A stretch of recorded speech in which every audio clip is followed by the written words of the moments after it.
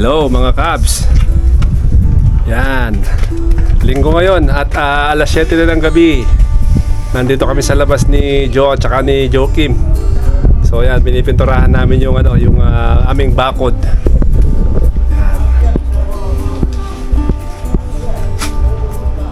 Natapos na namin yan. Pagka marami pang sobrang pintura, mag second coating tayo. Si Joakim, ayan siya. Joakim, magalaw ka muna. Hello. Color siya. Yan. Let me see. Oh. Huh? What are you doing? It's facts about animals. I'm just doing it for fun. Mahilig to mag-drawing. Why not? Ayan. So, meron ako nabiling pintura. 18 pounds siya. 12 liters. So, kasya na siguro dito. Ayan. Ayan siya. So, nag-break muna ako. Kinuha ko tong camera para para makunan natin yung ginagawa natin. DIY lang kami dalawa ni Jo. Ayan. Sa kanya yung taas. Sa akin yung taas. Sa akin yung taas, sa kanya yung ibaba. Kasi na part kasi medyo sumasakit yung tuhod ko pagka bebenta ko. Tumatanda na kasi tayo eh. Ako naman, ito natutong left-handed mag-paint kasi masakit yung elbow ko. Yan. So, para malapit na kami matapos. Yung last part ng bakod namin, hindi ko pa nagagawa hanggang ngayon, pero may plano na ako dito. Pag dire-diretso na yung init. Ganda na ng garden, oh. Diba? Kailangan kasi dito every year, medyo every 2 years naman, hindi naman every year. Kailangan medyo mini-maintain natin yung mga bakod, yung pintura, yan, yung garden. Unti-unti naman namin ginagawa, hindi naman minsanan eh. May isang summer, siguro 2 summers ago, ito yung ginawa ko, itong ground. Tinanggal ko lahat ng damo. Tapos ito, bumili ako ng extra mga pebbles kasi naka-sale sila sa B&Q. Nilahat ko na para wala na masyadong mini-maintain. Tapos yung mga halaman na medyo may halaman kasi sa side dati to, tinanggal na rin namin. Tapos ito lang yung tinira. Yan. Tapos may mga nakapasulang. Ito matagal na to eh.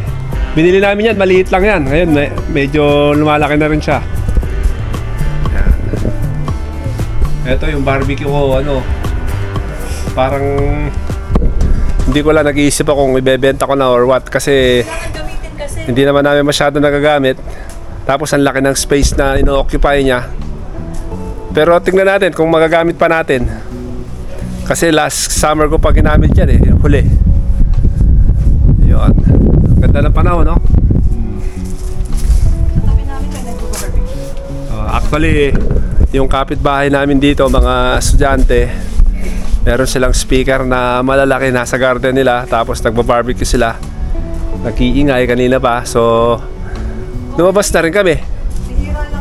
Bihira lang naman yan eh. Hello. Busy, malapit ka nang matapos dyan. Ayan. Ayan ang second job niya. Pagkatapos magtrabaho. Yan. Yung second job ni Michael doon. Kumusta naman? Okay lang. Malapit ka nang matapos, oh. Ayan na, second coating na to. Yung kailan ba yun? Nung April, no? Yun yung first coating niya, tapos nag-uulan-ulan ulit. So, hindi muna namin siya pinintura, tsaka naubusan na ako ng same paint. So, buti nakabili si Michael.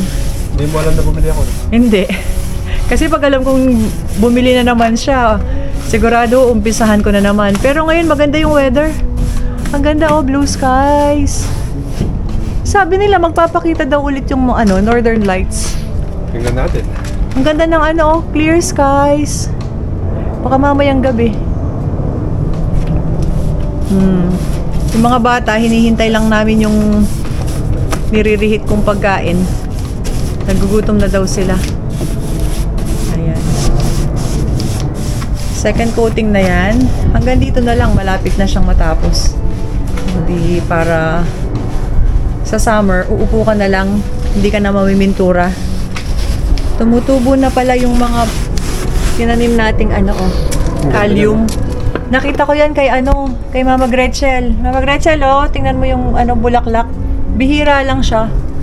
Pero ano na, buds pa yung iba, oh. Yan. Sana ano sila, tatangkad at ano, malaki yung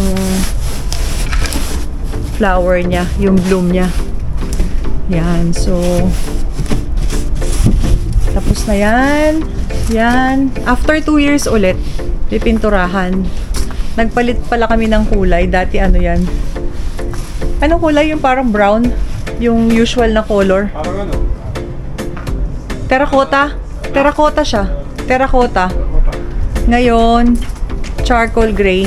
Para maiba naman ang view. Oh, di ba ang ganda-ganda? Blue skies. Naamoy pa namin yung mga nagbo-barbecue. Sana tuloy-tuloy na maganda yung panahon. Ayan. O sige. Para makapag-barbecue rin tayo. Oo. Para magamit natin yung ano, yung ating Yung ating barbecuehan. barbecuehan. Bago natin i-dispose. Sige.